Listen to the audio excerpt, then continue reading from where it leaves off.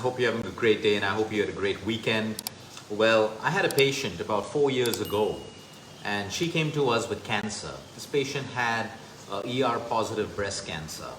She had the best doctors in the world. She was getting treated in multiple places with multiple opinions. She had the best treatment. She could afford the best nutritionists and the best personal trainers. She put everything in place. She was not getting better. Even her doctors were surprised. Why isn't she getting better? Most of the doctors worked together to kind of change the chemotherapy cycles and the drugs and everything else. She would get better, but then she would sink again. Everything was looking good. Her immune system was looking good. Her inflammatory markers were good. Everything was looking fine. Everyone was puzzled. Why isn't this woman getting better? And that's when, 4 years ago, we decided to go deeper into her emotional state of mind. Because you see, whatever you say about healing, whatever you say about recovery, diabetes, cancer, Alzheimer's, autoimmune conditions, these are all symptoms of a body that's already sick. We don't get cancer and then get sick. We don't get Alzheimer's and then we're sick. We don't get arthritis and then we're sick. The human body is already sick and we get these conditions. Beyond the human body is the spirit. Everyone has a spirit. We're all spiritual beings. I'm not talking about religion. I'm talking about the fact that everyone has a spirit. The point is that when we heal these conditions, diabetes, cancer, at a symptomatic level, we forget that these are symptoms of a sick body. Beyond the body is a spirit. The spirit can never get sick, but the spirit can be in disharmony. And when the spirit is in disharmony, we can have any possible disease on this planet. The reason why I'm telling you this story is because this lady, when we delved deep into her emotional health, the one thing that she was suffering from for years and years was guilt. Guilt is an emotion that millions of people are plagued with. Guilt is this negative emotion that if you keep within you, it starts to eat you from inside. It is a chronic stress that you create in your internal environment. We all know the impact of chronic stress internally and externally. It causes our hormones to go out of balance. When our hormones go out of balance, we have wrong communication. When we have wrong communication, we can upregulate and downregulate bad genes and good genes. And that is how diseases come. Diseases may go and they may come back again. Because the fundamental root cause of a disease has to be addressed.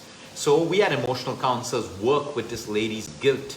This lady slept with guilt and she woke up with guilt. She went through the day with guilt. There was guilt all the time she thought about the situation that she was in and that she probably caused at some point in her life because of her behavior. As her emotional therapist started to work with her guilt, she started to feel better. We started to see improvements. All of a sudden, her cancer was in remission. The doctor stopped her drugs. We stopped everything that we were doing, and she was only maintaining a great lifestyle and building a whole new emotional mechanism in her where she had overcome guilt. Can guilt make you sick? Absolutely yes. Not a little bit of guilt, but when it becomes chronic in you. When you are chronically feeling guilty for what you've done, what someone else did, the words you spoke, the behaviors, who you were when you were a teenager, you were in your marriage, in your first marriage, your second marriage, whatever it is. The point is, what is guilt? It's the emotion that we feel when we let ourselves or other people down, when we fail to meet a particular standard. So when we don't meet a standard that we've set for ourselves or other people, we start to feel guilty. Like, oh, I said I could be this person, but I can't be this person right now. I feel guilty. Oh, I said I would love you forever, but right now I've demonstrated behaviors that are not that of love. So I start to feel guilty. Or we start to feel guilty because we set irrational targets for ourselves. And we can't meet those targets or those benchmarks. Or we've gone ahead and we started showing off too much in society. And all of a sudden we can't keep up with that. So we start to feel guilty. Or we promise to be someone. We go and study the spiritual readings. We feel good about it. But yet we can't practice what we've learned. And now we failed because we can't uphold ourselves to the benchmarks that we've set. And we feel guilty. It is so important for us to understand that while guilt can be something negative for you, guilt can also be super positive because it is a useful emotion. It can be a constructive emotion. It reminds us that we can get better. It reminds us that we felt something, which means we have empathy in us. We have ethical standards in us because we felt it. We felt sorry for what we did. We felt sorry for what we said. So we're still human. There are a lot of people who never feel guilty for the worst things that they've done. They're cold. Their feelings have become cold to that. Now that's dangerous. But guilt in a positive sense is just a reminder for us that we can be better. It is a reminder to us that we're not perfect, but we can tame ourselves. We can learn from our mistakes. Well, whenever you made a mistake or whatever you feel guilty for, the first thing that you need to tell yourself is, it is not the end. If you made a mistake, it's not the end. There may be a price that you have to pay for it. Pay that price, but it's not the end. It doesn't define you anymore. You still have the possibility to come back strong and even better than who you were. Maybe not make those same mistakes again, do those same things again that made you feel guilty in the first place. So it is not the end. The question I have to everyone who's dealing with guilt and cannot get out of guilt. Guilt is a good thing because it reminds us of some misactions or some deeds that we've done or words that we've spoken which were not righteous. They cause hurt, they cause pain, they cause betrayal to other people, but it is not the end. The one question I have for everyone watching this video and in the future for people who watch this video, do you think you're perfect and without fault? Do you think people around you are perfect and without fault? You know, a lot of people, a lot of our guilt is made because a lot of people in society portray themselves or live with that image that they're perfect, they're religious, they're spiritual, and they have no fault. The sad part is a lot of people who hide behind religion and spirituality are hiding because they already feel guilty for what they've done or what they cannot do. They don't take the essence of spirituality and religion, which teaches forgiveness for yourself and for other people, to be put into action. So a lot of people portray this image in society that I'm righteous, I'm only good, I only do good things, and they act like they're perfect. And that makes other people feel less of themselves. They feel, oh no, you start benchmarking yourself against these so-called perfect people who are actually using religion and spirituality as a crutch to feel better about themselves. The point is, no one is perfect. There is no one on this planet who's perfect. Your spiritual leader isn't perfect, and he or she will tell you that. Your doctor's not perfect. Your healers are not perfect. Your nutritionists are not perfect. Your trainers are not perfect. Your teachers are not perfect. Your partner is not perfect. Your child is not perfect. You are not perfect. Accept that first. Because when you accept that we are not perfect, it allows us to recognize the flaws that we have, the behaviors that we need to change, the actions that we need to take. But when we hide behind this image of being perfect all the time, we fail to see the actions that we need to change. We fail to see what the ego hides from us, which is our behavior, our vibes, the words we speak, the way we treat other people. All of this is disguised by the ego. So number one, accept that you are not perfect. Challenge perfectionism. Everyone, challenge people. Challenge yourself if you're trying to be a perfectionist. It is impossible that you can ever be a perfectionist. So do not waste a lifetime trying to be a perfectionist, because you cannot be a perfectionist. Not even nature around you is perfect. But you can strive for excellence. You can strive to be excellent at your job, in your relationships, at that art, at that book that you're writing. You can strive for excellence, and when it fails you, you realize you don't beat yourself up that, oh, I tried to make everything perfect and it didn't go right. Now I'm a bad person, I'm a horrible person. You start to complain, blame, project all of your anger on other people. You can never be perfect. You can have a perfect moment and you can have 100 imperfect moments as well. Life is like that. So challenge being a perfectionist and strive for excellence. So number one, when it comes to guilt, accept yourself. You are not perfect. Your partner is not perfect. They may be good at some things that you're not good enough at. Some kids in class may be great at some things. Some kids may not be. But you want to try to make your kid perfect like every other kid? No, you forget to see what your kid really is good at. We're not designed to be on this planet to be perfect at everything. Where I am weak, someone else can compliment me. Where you are weak, someone else can compliment you. There's nothing wrong with that.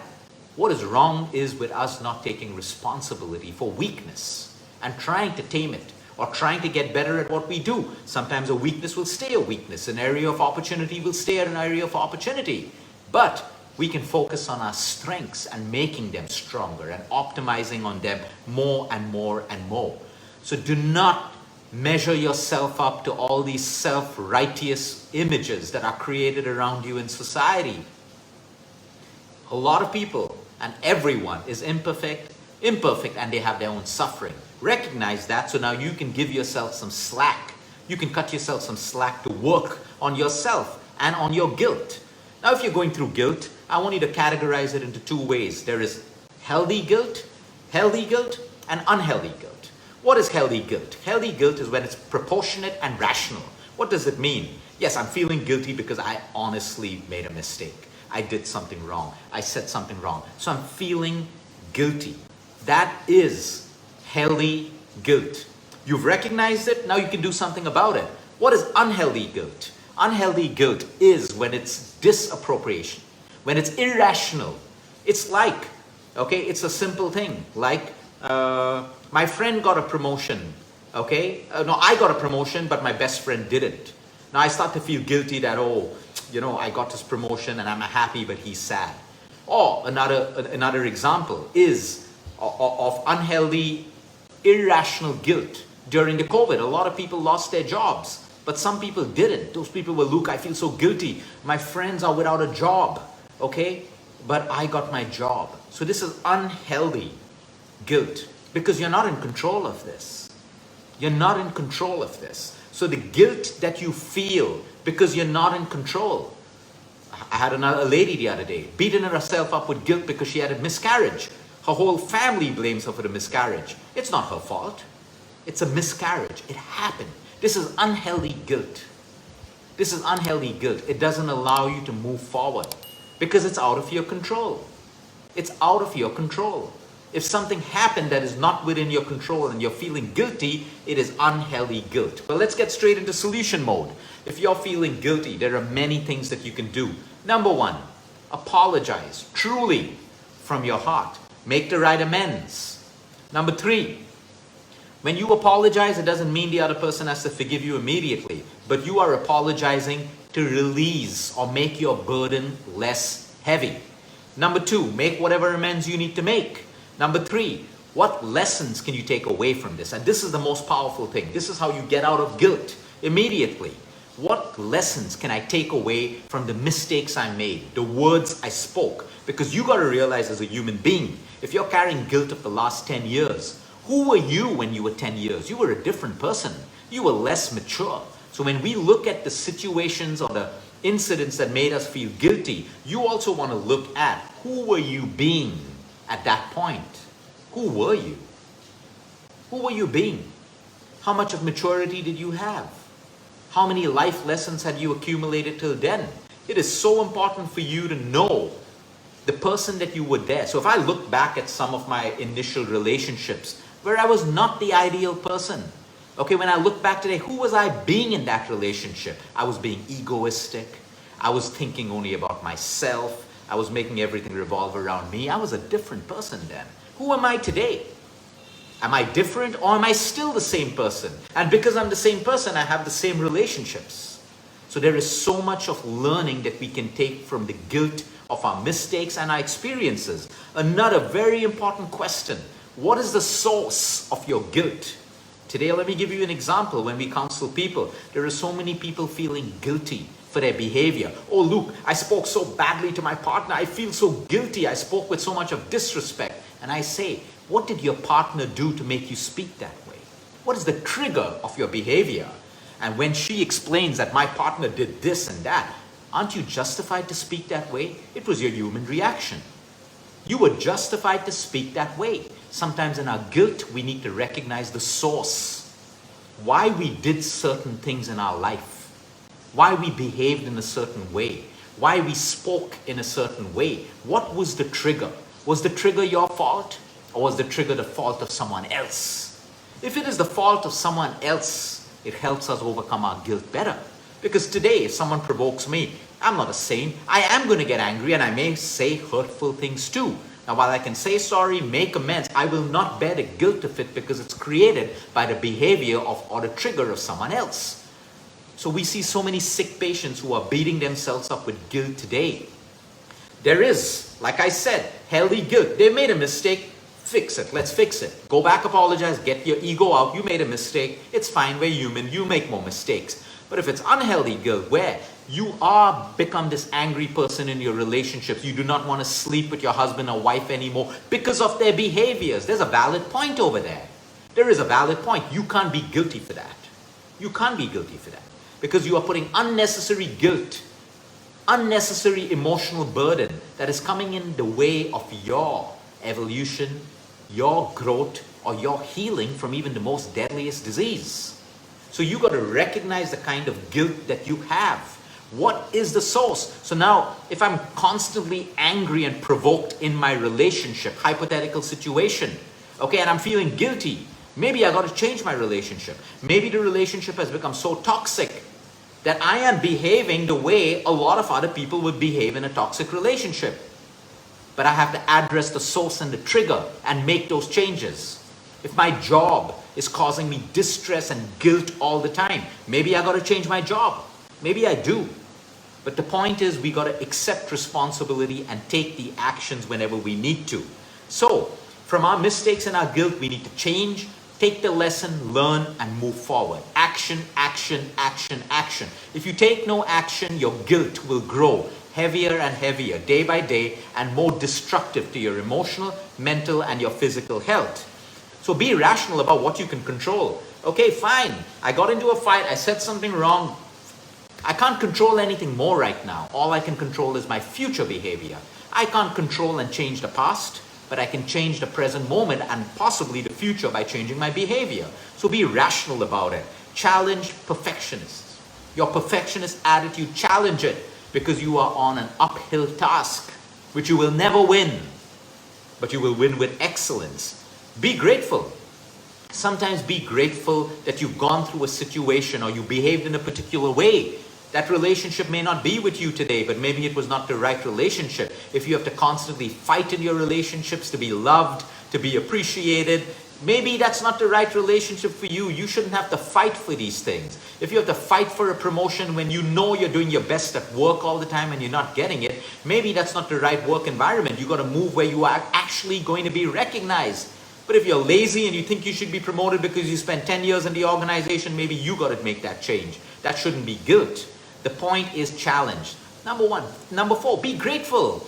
Be grateful that life has put you through experiences that can make you a stronger person today. And if it's unhealthy guilt, where, okay, people around you lost their jobs, but you didn't, be grateful you have your job. Now, how can you help those other people? Okay, if 10 people got COVID at the party and you were the one person that didn't, you don't have to be guilty about that. Be proud of yourself. Be grateful you didn't get that COVID. And now go and see how you can help the other people. So you see, all I'm talking about guilt is, okay, accept it. Take the lessons from it. Use affirmations. It is so important to have. Fine.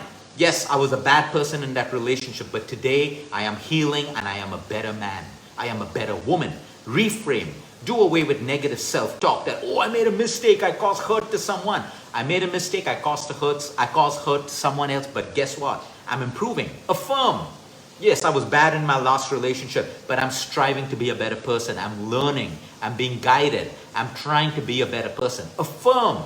Affirmations. No one is perfect out there. Don't use negative self-talk because negative self-talk will only make your guilt heavier and heavier for you. So remember, at the end of the day, you are human, you are flawed. I am human, I am flawed. Make the most out of what you have. Where you can improve, improve. Where you can take a lesson, take a lesson. But do not be guilty and at the same time egoistic. Do not be guilty and aggressive. Be guilty and humble. Take the lesson knowing that you are going to make more mistakes. You are, whatever age you are going to make more mistakes. Your kids are going to make mistakes. Your partner is going to make mistakes. Your teachers are going to make mistakes. Allow for tolerance. Allow for forgiveness. These are energies that you give and take. If I give forgiveness, I get forgiveness. Many times in my life, I've wondered, how have I gotten forgiven so many times?